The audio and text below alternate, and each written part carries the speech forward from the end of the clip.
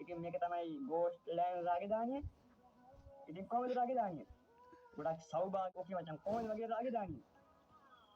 අර ඉන්නේ මගේ ජනතාව. ඉතින් පේනනේ බං. ඕකේ මචං මේක තමයි උඩු මහල.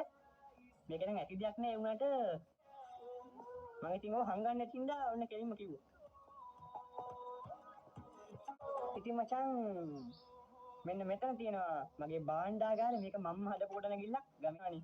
ඒක ෂෙයා කරලා තියෙන්නේ අර ඇතුලේ පේනවනේ. යක්කු ඉන්න. නෑ මමනේ යකා මේක යක්. ඕකේ මචං ඒක ෂෙයා කරලා තියෙන්නේ. නැත්තම් මචං නිකන් දොරක් දාලා තිබි මම්මුනි. දැන් එළියෙන් දැන් මචං රාක්ෂියෝ හාය කරනවා ඇති. අර ඉන්නේ මචං ෂොම්බි මේ කලාපේට ඔබට ඇතුළු වෙන්න බෑ මචං. මේක මචං කොහොමද ඔයිල් වලින් හදපු කඩුවක් කාලා බලන්න කරස. මචං මම කොහොමද කලින් එක කරේ?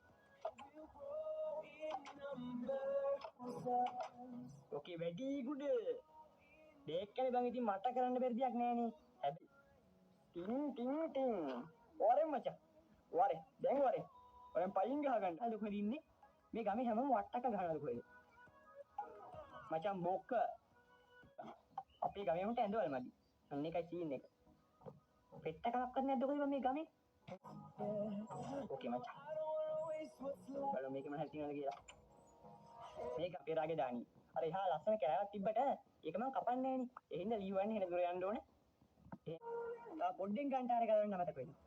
වටින බාණ්ඩයන්නේ. තව පාත්‍ය සුද්ධ කරමු. එක පාත්‍යයක්වත් එක ගියක්වත් ඉතුරු කරන්න ඕනේ නෑ. ඔක්කොම සුද්ධ කරගෙන යන්න ඕනේ. මම අපේ වුණා මයිද ලීසි මචං. මේක අයින් කරන්නේ නැත්නම් වෙනමුත් දෙයි. හොඳ වෙලාවට මේක වෙනුන්ට එච්චර මං ඉටිපන්නවත් තියා වෙච්චර. මචං ඔයාගේ බාණ්ඩ වල නම් එච්චර ලොකු ප්‍රශ්නයක් නෑ.